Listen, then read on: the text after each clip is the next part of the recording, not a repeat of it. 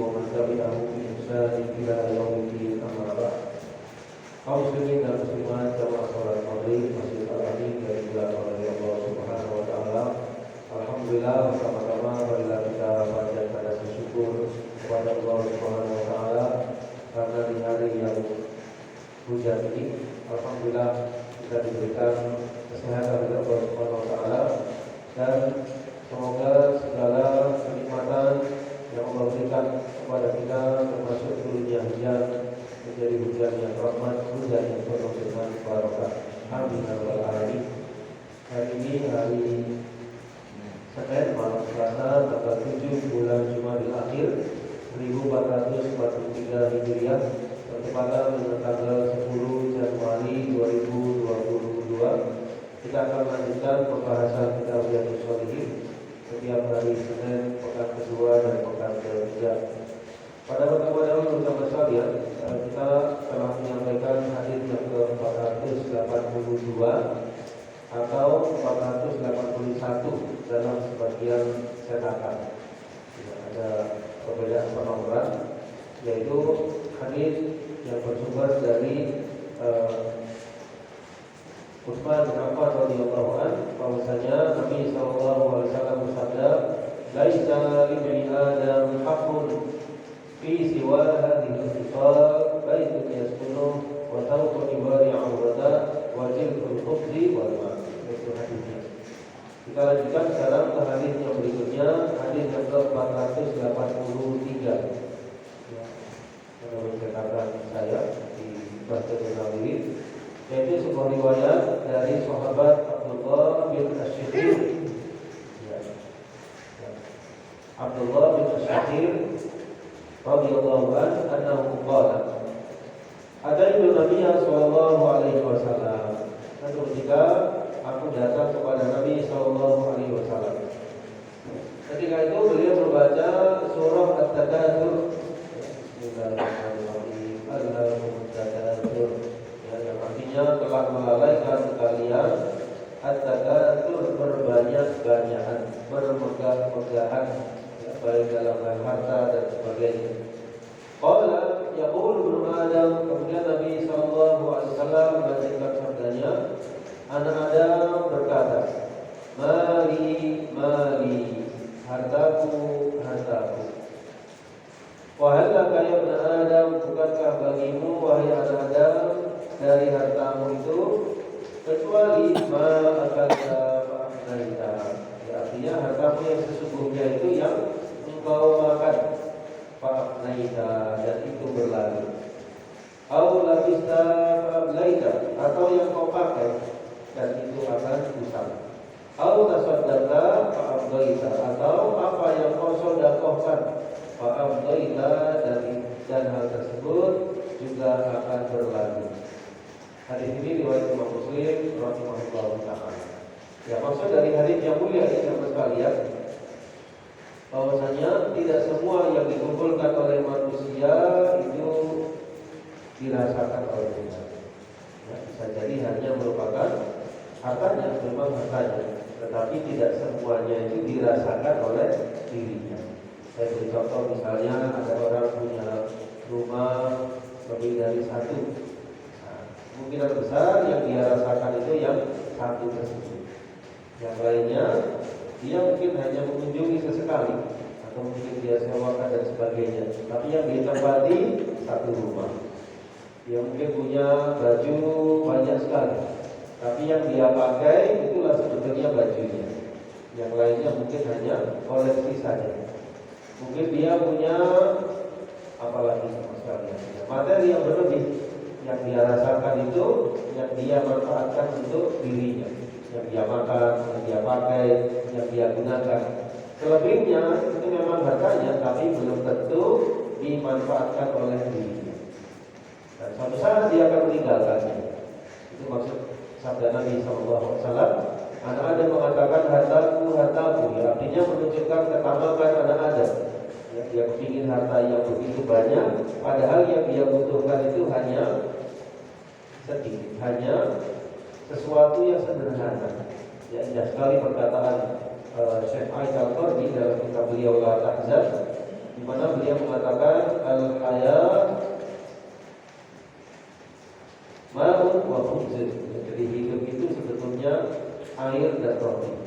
Air dan roti. Ya, artinya sesuatu yang sederhana itu sebetulnya sudah cukup untuk seseorang itu hidup setiap harinya, ya, tanpa dia perlu sesuatu yang berlebih. Ya. Sesuatu yang berlebih seandainya dia dapatkan, belum tentu dia nikmati semuanya. Ini hakikat kehidupan. Dan ini kita saksikan sendiri ya, orang-orang yang memiliki harta yang berlebih, ya, hartanya itu mungkin sampai ya, miliaran atau bahkan lebih daripada itu. Ya. Apa yang dia rasakan tersebut tidak semuanya dari hartanya. Apa yang dia makan itulah hartanya. Apa yang dia pakai itulah hartanya. Apa yang dia sedekahkan itulah hartanya. Selebihnya belum tentu miliknya. Ya, karena suatu saat dia akan meninggalkan alam dunia dan hartanya menjadi harta bagi ahli waris. Apakah berarti kita tidak mencari harta sama sekalian? Tetap mencari. Kita diperintahkan untuk mencari harta, mencari rezeki. Ya, terutama ini sebagai seorang kepala rumah tangga, sebagai seorang laki-laki diperintahkan untuk bekerja. Ya, Nabi SAW dalam sebuah sabdanya yang artinya atau makna intinya yaitu seandainya seseorang itu pergi ke gunung dan lalu dia membawa kayu bakar, lalu dia jual kayu bakar tersebut, lalu dia mendapatkan hasilnya, itu masih lebih baik daripada dia meminta-minta kepada orang lain. Daripada dia meminta kepada seseorang, masih lebih baik bekerja meskipun itu sifatnya sederhana. Dalam pandangan manusia yang penting sifatnya halal, ini jauh lebih baik. Tidak sekali. Nah, lalu apa yang diwanti-wanti di sini? Yang diwanti-wanti bukan masalah mencari rezeki atau mencari kerjanya, tapi yang warning di sini sama sekalian jangan sampai anak Adam itu punya sifat ketamakan. Punya sifat apa? Ketamakan terhadap harta. Karena dunia atau harta itu gak akan ada habisnya.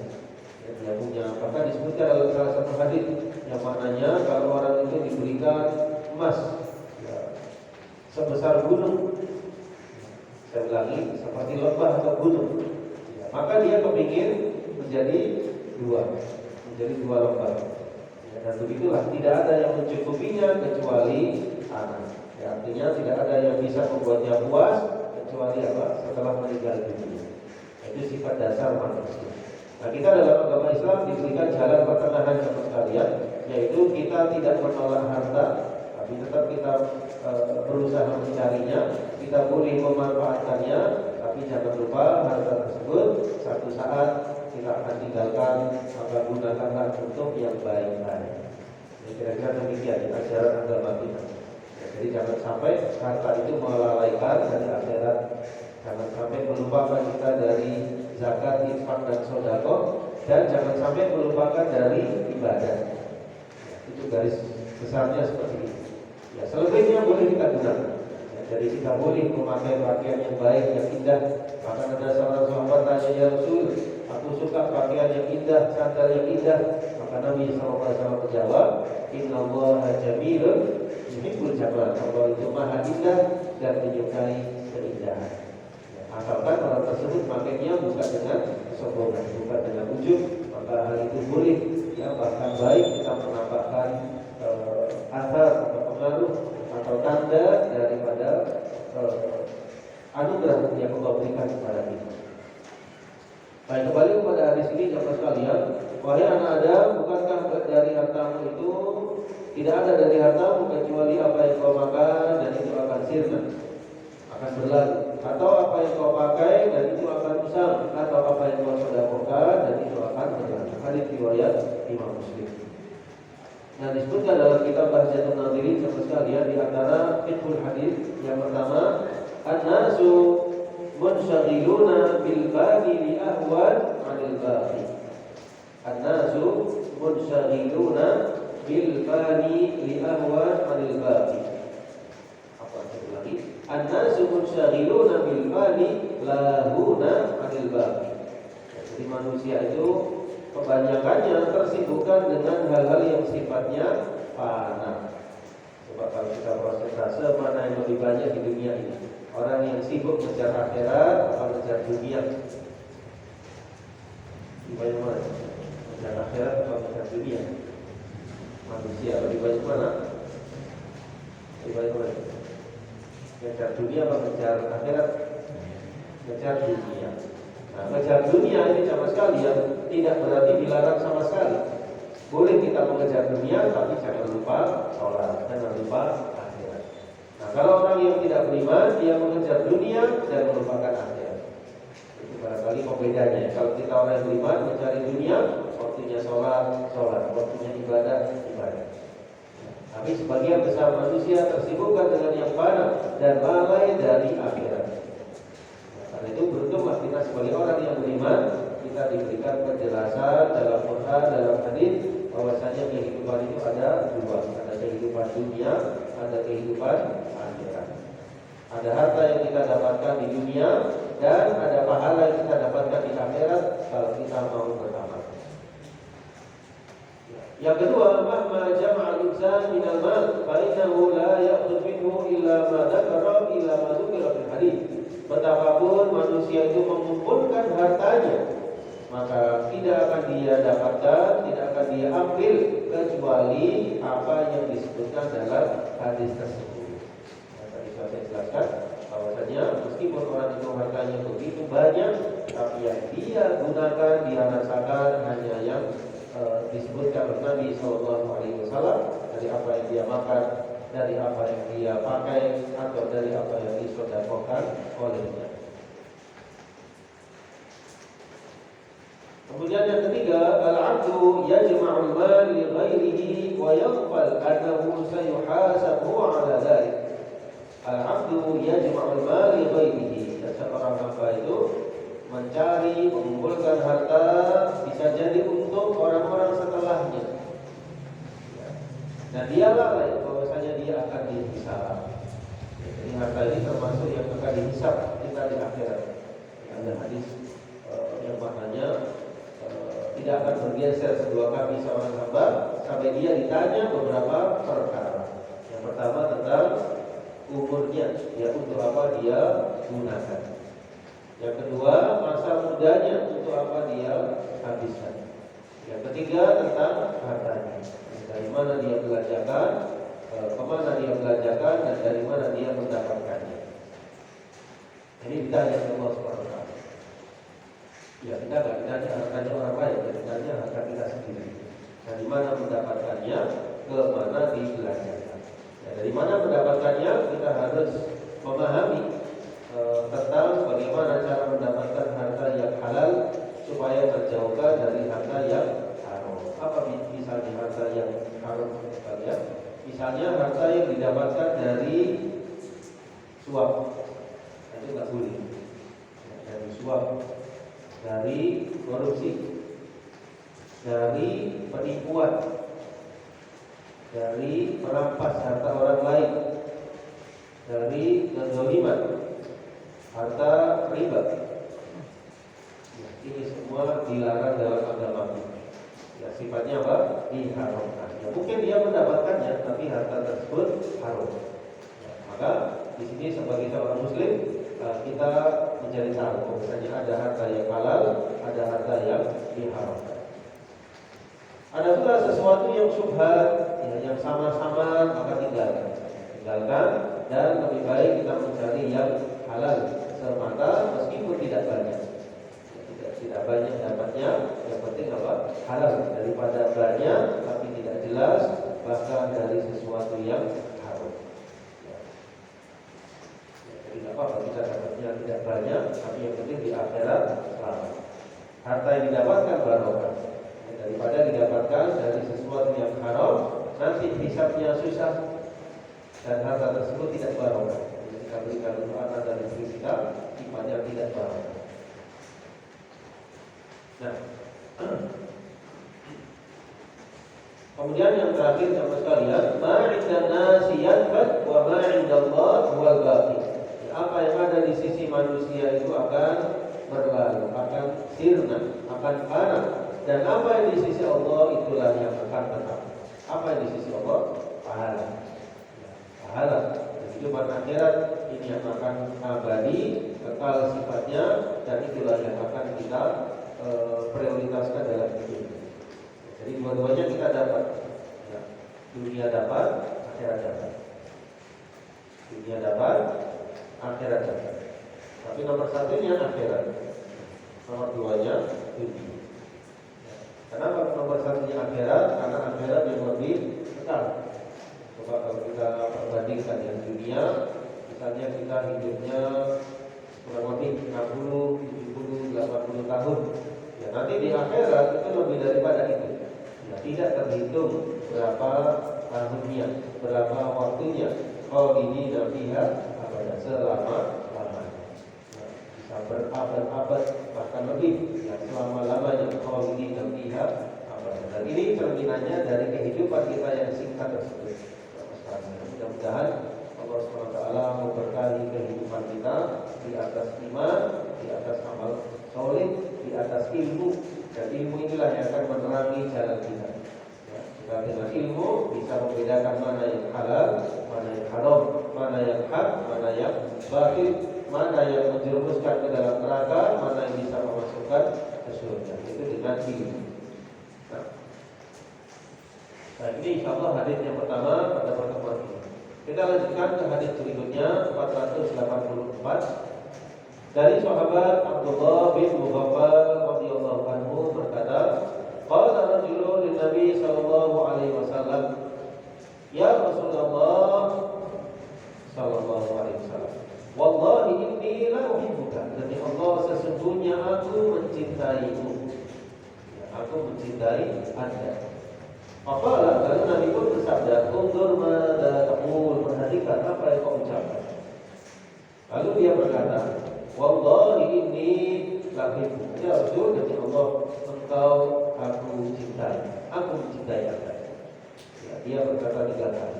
Kemudian Nabi pun bersabda, in kunta tuhibbuni, kalau memang kau mencintaiku, fa'a'idda lil faqri tijfarat, maka bersiaplah untuk menghadapi kefakiran. Terjemah bebasnya. Fa'a'idda lil faqri tijfarat, bersiaplah kau untuk menghadapi kefakiran. Fa'idal faqra asra'u ila man yuhibbuni minas sabr ila muntaha. Karena kefakiran itu lebih cepat bagi orang yang mencintaiku melebihi dari as-sabr. As-sabr itu apa sekalian?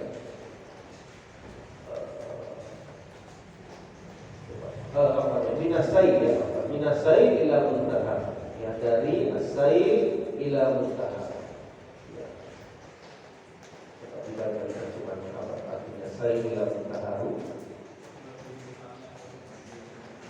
Ya, melebihi cepatnya banjir sampai ke muaranya.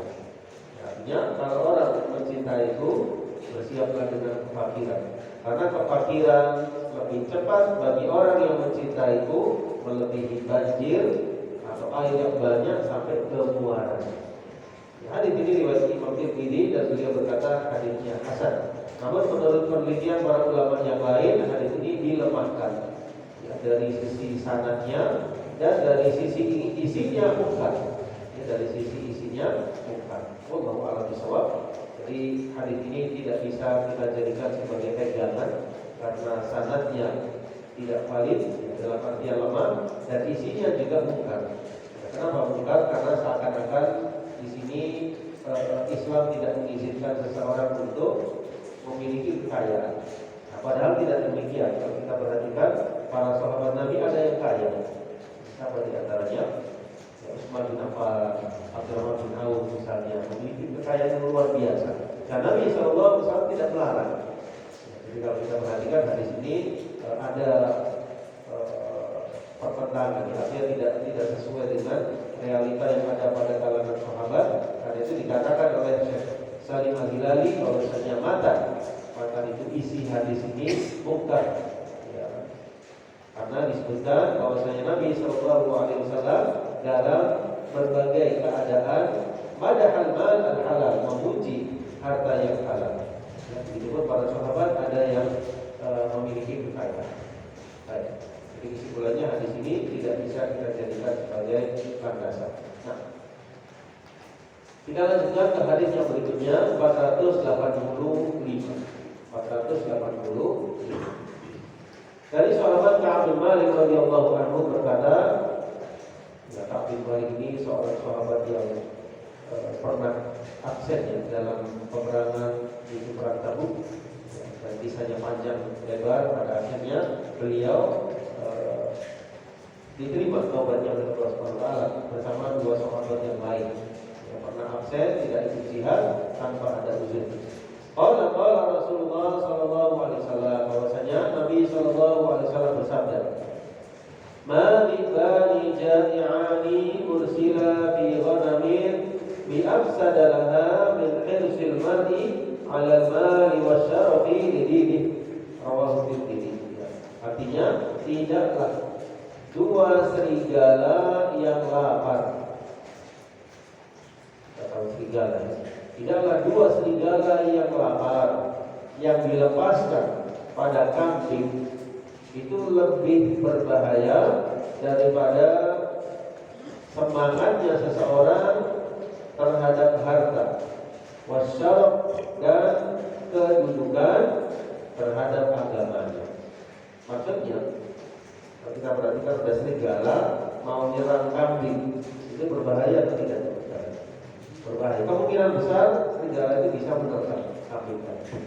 Nah, orang yang punya sifat sangat condong terhadap harta, punya sifat ketamakan, sangat kepingin terhadap harta, mengejar harta, dan juga kedudukan, itu lebih berbahaya terhadap agama orang itu melebihi serigala tadi kepada kambing. Sekali lagi, bahayanya ketamakan orang kepada harta dan kedudukan terhadap agama orang itu lebih berbahaya daripada serigala yang mau menerkam kambing. Bisa dipahami maksudnya? Ini permisalan dari Nabi Sallallahu Alaihi Wasallam. Artinya, orang yang tamak terhadap harta, terhadap kedudukan itu berbahaya terhadap agama orang itu. Kenapa jemaah sekalian? Karena dikhawatirkan dengan ketamakannya kepada harta dan kedudukan, dia akan melakukan berbagai cara. Dia akan menghalalkan berbagai cara. Coba kita perhatikan orang kalau sudah tamak terhadap harta, apapun diterjang. Yang halal, yang haram, yang semua dilewati. Yang penting dia mendapatkan harta yang banyak. Orang kalau kepingin kedudukan, apapun dilakukan. Ya, meskipun dia melakukan hal yang tidak boleh, pasti dilakukan kalau sudah kepingin kedudukan. Kita perhatikan di zaman sekarang ya, orang kepingin harta, jadi dia bekerja lewat jalan korupsi misalnya, lewat jalan sesuatu yang haram, kesugihan dan sebagainya, semua dilakukan. Yang penting dapat harta. Ini nggak boleh, berbahaya terhadap agamanya orangnya, akan turun kualitas iman maupun takwa. Contoh yang kedua, kedudukan. Dia kepingin kedudukan, dia melakukan hal yang haram. Ya, misalnya apa ya sekalian? Misalnya memberikan suap.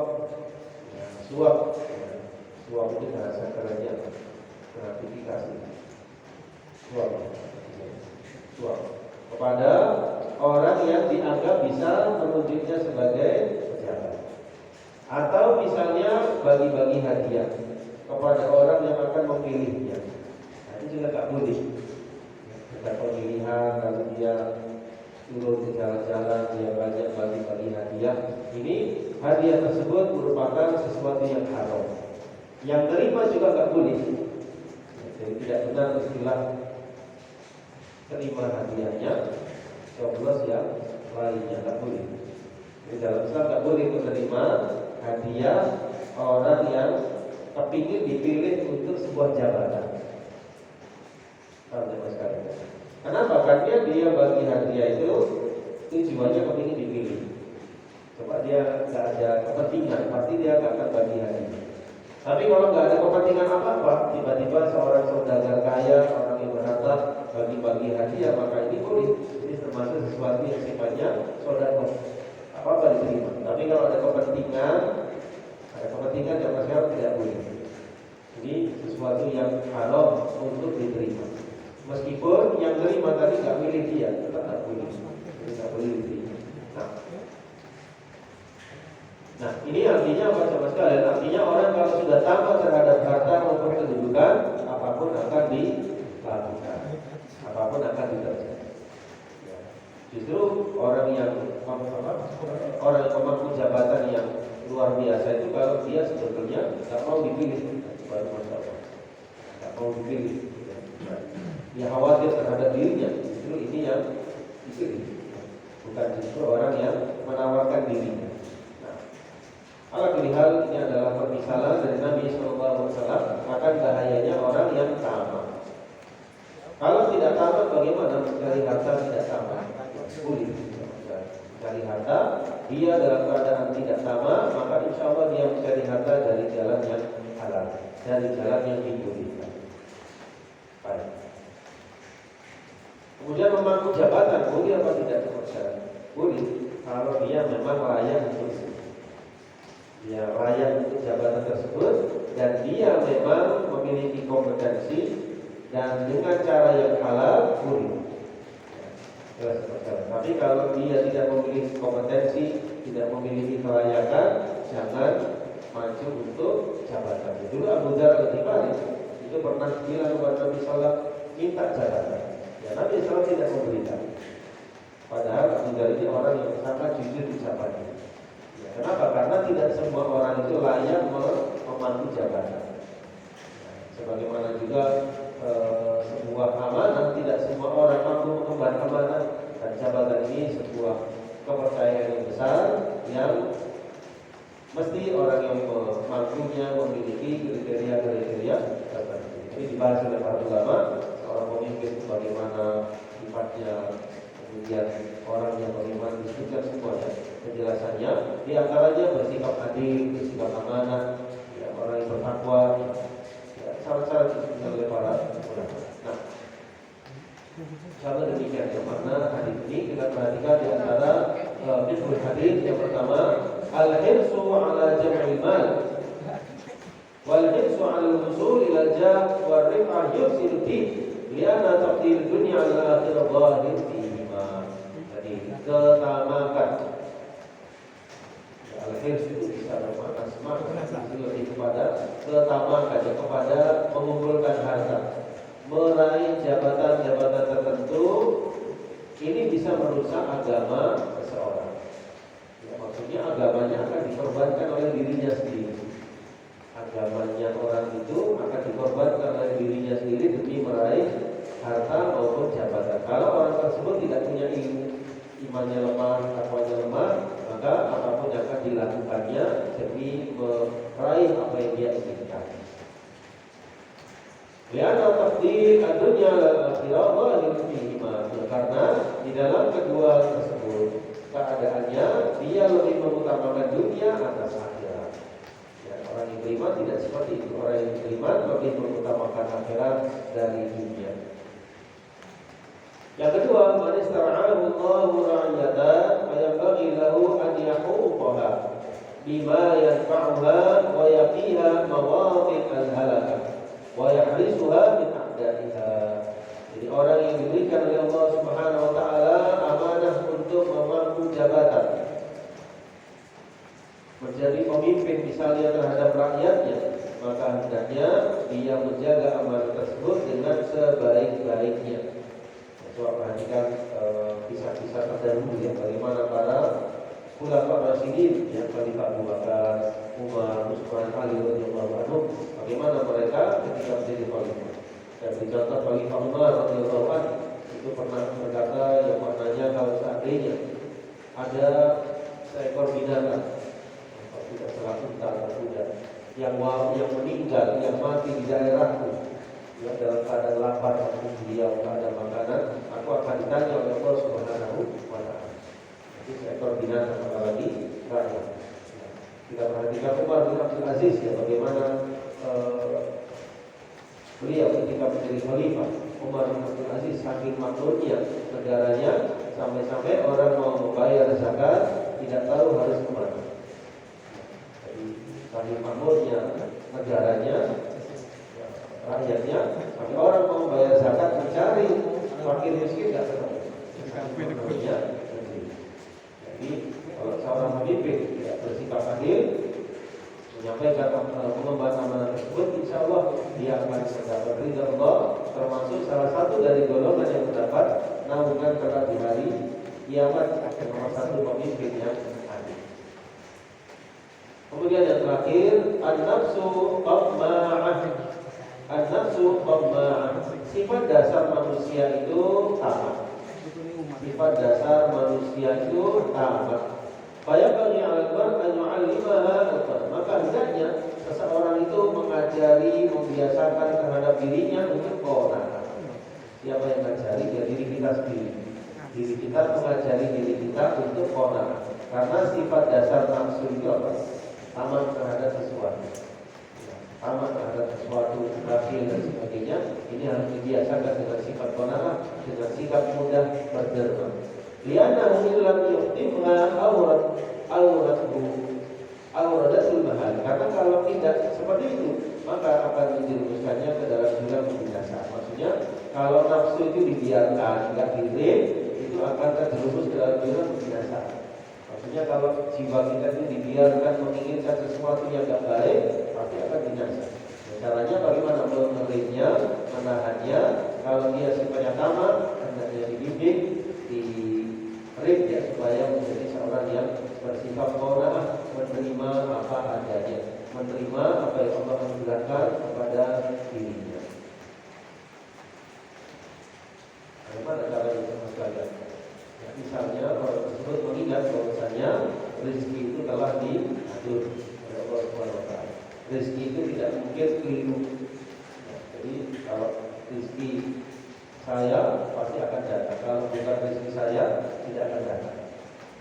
Sudah semuanya termaktub di dalam Lauhul Mahfuz. Dan rezeki yang kita dapatkan itu tidak akan terkurangi. Ya pasti semuanya telah disempurnakan. Ya, tidak akan terkurangi sedikit pun. Ya, kalau memang suatu saat dia rugi, dia tidak mendapatkan sesuatu tersebut, memang bukan rezeki. Dan rezeki itu akan disempurnakan sampai meninggal dunia. Nah, tentu kita tidak hanya menunggu, tapi kita disuruh mencari. Nah, mencarinya dengan apa? Dengan berusaha, berikhtiar, bekerja pada apa yang dihalalkan oleh Allah Subhanahu wa taala. Insyaallah demikian hadis yang ke-485.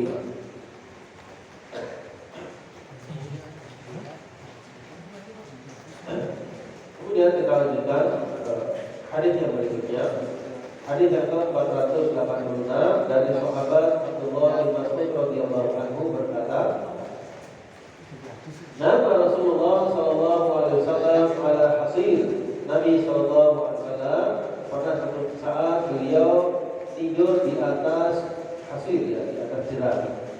Faqama wa qad athara fi jambihi. Kemudian beliau ketika berdiri, hal itu ada bekasnya di punggung beliau, di pinggang beliau, di bagian sisi beliau. Kita bisa bayangkan tempat alas Nabi SAW untuk istirahat itu tidak seperti kita. Kita pakai kasur, pakai spring bed, pakai sesuatu yang empuk, yang tidak ada bekasnya sama sekali. Kalau Nabi SAW tempat tidur beliau sangat-sangat sederhana. Dan memang sengaja beliau seperti itu, kepingin apa? Kepingin setiap malam itu bangun sholat tahajud. Karena beliau sudah memperhitungkan kalau tempatnya itu empuk, biasanya berat untuk meninggalkan yang namanya kasur, yang namanya tempat tidur.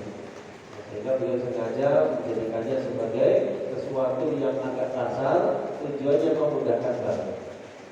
Kalau kita tidur pada alas yang agak kasar dengan yang empuk, kira-kira lebih pulas mana tidurnya? Kalau yang kasar, ya kita bisa bayangkan sendiri. Sampai Nabi SAW ada bekasnya di badan beliau yang mulia. Kemudian, lalu kami berkata, Ya Rasulullah, lau ittakhadna laka wiqa'an. Ya Rasul, seandainya kami buatkan untuk anda itu alas yang wiqa'an, firasan wadi'an, jadi tempat tidur, kasur yang anda bisa istirahat padanya. Ya, artinya alas yang lebih empuk, yang lebih memudahkan, lebih memberikan kenyamanan kepada diri saudara Rasulullah. Maka apa jawab Nabi Sallallahu Alaihi Wasallam? Mali wal dunya, mali wal dunya. Ada apa diriku dan kita dengan dunia? Maksudnya apa keperluanku terhadap dunia? Mana di dunia, tidaklah aku di dunia kecuali seperti seorang pengendara. Istadalla tahta syajaratin, yang dia itu singgah di bawah pohon. Tsumma raha wa tarakaha, lalu dia meninggalkan. Maksudnya, aku enggak perlu banyak terhadap dunia. Aku ini seperti pengembara. Lalu di dalam perjalanannya ketemu pohon, singgah di bawah naungan pohon tersebut. Tak lama kemudian aku tinggalkan. Ya, itulah maksudnya Nabi Sallam, ibaratnya dunia seperti itu. Ya, singgah sejenak, habis itu aku tinggalkan. Ya, seperti apa seorang pengendara atau orang yang bersabar, lalu bernaung di bawah sebuah pohon, kemudian dia tinggalkan. Ya, ini hadis yang luar biasa maknanya. Hadisnya riwayat Imam Tirmidzi, beliau mengatakan hadisnya hasan sahih. Meskipun Syekh Salim Al-Hilali mengatakan di dalam sanadnya ada kelemahan karena perawi yang namanya Al-Mas'udi itu ikhtalafa bi akhirih, ya, bercampur hafalannya di akhir ayatnya. Jadi penelitian para ulama itu meneliti hadis itu tidak hanya konteks hadisnya tapi juga orang yang meriwayatkannya. Itu apakah orang itu kuat hafalannya atau bagaimana? Ini ada perawi yang namanya atau sebutannya Al-Mas'udi, di akhir masa kehidupannya ikhtilaf, tercampur hafalan. Sangat wajar sekali karena hafalan hadis. Kita ketika bertambah umur itu tambah kuat hafalannya atau tambah berkurang? Biasanya tambah berkurang. Ya, apalagi di dalam menghafal hadis Nabi SAW, para ulama dulu itu, ya, perawi-perawi dahulu ada yang di akhir kehidupannya bercampur hafalannya sehingga dicari oleh para ulama. Alhamdulillah, kita lihat dalam hadis ini ada beberapa titik hadis yang bisa kita ambil. Yang pertama, zuhudnya Nabi Sallallahu Alaihi Wasallam. Sifat zuhudnya Nabi Sallallahu Alaihi Wasallam tidak mementingkan dunia. Tidak mementingkan dunia, lebih mementingkan akhirat. Khawatir terhadap dunia yang bisa melupakan beliau dari negeri akhirat. Yang kedua, muraqabatu tilmid li hali syaikhihi liyata'allam minhu as-sabq al-hasan. Ya, jadi seorang murid itu seorang tilmid, ya, seorang murid muraqabah, melihat keadaan gurunya. Di sini kita perhatikan sahabat melihat keadaan Nabi Sallallahu Alaihi Wasallam yang tidurnya di atas alas yang kasar, lalu sahabat sebagai murid Nabi Sallallahu memberikan saran, ya Rasul, kalau kami jadikan tempat alas tidurku yang lebih baik bagaimana? Sampai ini menunjukkan perhatian sahabat terhadap Nabi, perhatian murid terhadap gurunya. Jadi murid itu memuliakan gurunya, memperhatikan, mungkin gurunya perlu sesuatu, perlu apa, disampaikan. Ya. Kemudian yang ketiga, yustahabbu litilmid ardu ma yata'azzara an syai'ihi. Yang dianjurkan bagi seorang murid untuk menawarkan sesuatu yang bisa menghilangkan kemudaratan gurunya. Ya, khawatir gurunya tersebut, ya, kalau khawatir gurunya tersebut mengalami sesuatu yang sifatnya berat, murid menawarkan kepada gurunya apa yang bisa dia lakukan. Jadi terakhir dari perkataan sahabat tadi, Rasul boleh gimana menurut Anda kalau kami membuat atau menjadikan kasur yang lebih nyaman bagi Anda. Nah, kemudian yang berikutnya, as-dunya darul mamar. Wa umur wal mar'u fiha 'abir sabil. Dunia itu negeri apa? Tempat berlalu. Negeri tempat jalan dan tempat berlalu yang sifatnya fana. Wal mar'u fiha 'abir sabil, dan seorang di dunia ini seperti orang yang melintasi sebuah jalan. Maksudnya itu sebentar melintasi sebuah jalan, habis itu sampai di mana? Di akhirat. Di akhirat. Baik dia beriman, tidak beriman, dia taat, semuanya akan lewat di masa hidup. Dan semuanya akan berakhir di batas terakhir, yaitu al-wafat. Saat seseorang diwafatkan, kembali ke dunia. Kemudian yang terakhir, al-ihtimamu bi'imaratil akhirah lil a'malis shalihah. Mementingkan untuk memakmurkan akhirat dengan amal-amal shalih. Jadi kita tidak hanya kepingin nyaman di dunia, tapi kita kepingin juga nyaman di akhirat. Bagaimana caranya sekalian? Tidak ada lain kecuali dengan meningkatkan kualitas iman dan amal-amal shalih. Kalau kita cukup pada di hadis yang ke-486 ini sekalian, mudah-mudahan bisa memberikan tambahan keilmuan bersama bagi saya dan para jamaah, dan semoga kita semakin mengetahui hakikat dunia. Bukan berarti kita meninggalkannya sama sekali, tapi di sini maksudnya agar berhati-hati jangan sampai terlena dengan dunia. Dan kita insya Allah sudah paham, tinggal kita pahamkan kepada orang-orang terdekat kita, terutama anak-anak kita, generasi muda kita, jangan sampai terlena dengan kehidupan dunia. Wallahu a'lam bishawab. Ada waktu sekitar 2 menit, barangkali ada yang kurang jelas akan ditanyakan. Pada lihat tadi. Bismillah. Gini tadi kan sempat menyinggung masalah ambil hadiahnya, pilih yang lain ada. Ya, saya tanyakan selama ini apakah ketika ada pemilihan terus kita dibagi kaos atau itu tanggal atau apapun yang ada nomor dan wajah beliau itu, apakah itu termasuk suap? Dan itu dilakukan oleh banyak partai maupun Islam juga. Apakah itu termasuk suap?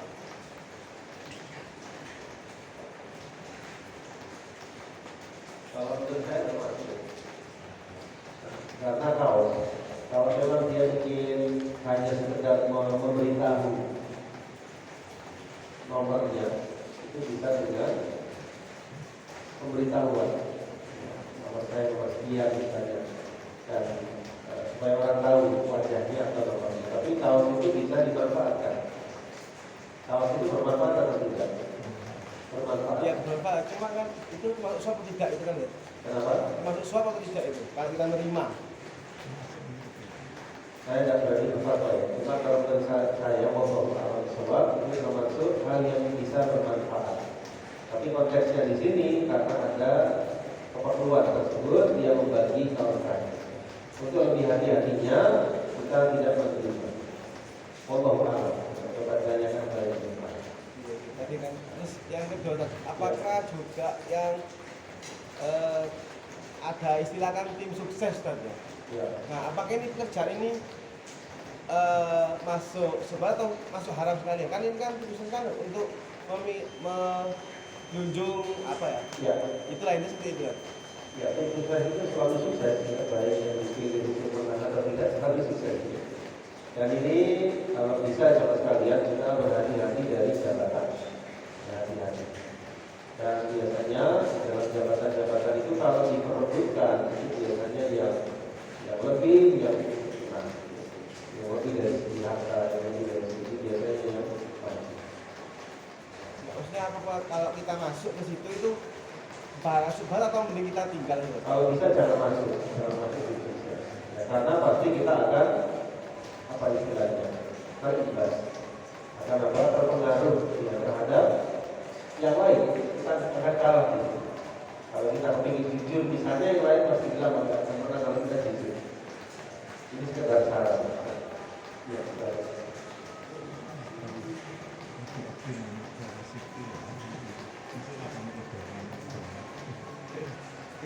Bisa sampai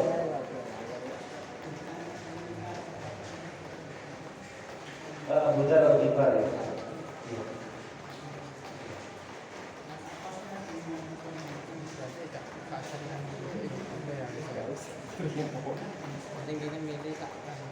Ya, ya.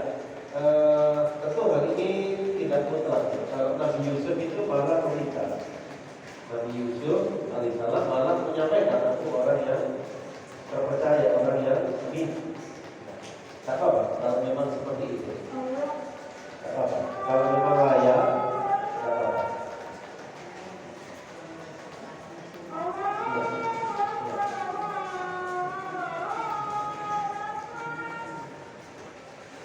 Ya, betul dalam Islam jadi macam lebar. Kalau dalam Islam itu dipilihnya seseorang, salah satu caranya dengan berwasiat. Seperti Nabi Sallallahu Alaihi Wasallam dulu sebelum wafat minta Abu Bakar jadi imam. Nah, itu secara tidak langsung isyarat. Abu Bakar mau wafat menuju Umar. Nah, Umar mau ganti khalifah, beliau membentuk tim. Nah, tim itu memilih Utsman bin Affan. Jadi dengan wasiat beliaunya, atau yang kedua dipilih tim yang akan merumuskan siapa ya. Tapi di sini beda keadaan kita seperti ini. Demokrasi dan politik yang begitu luar biasa kita tahu.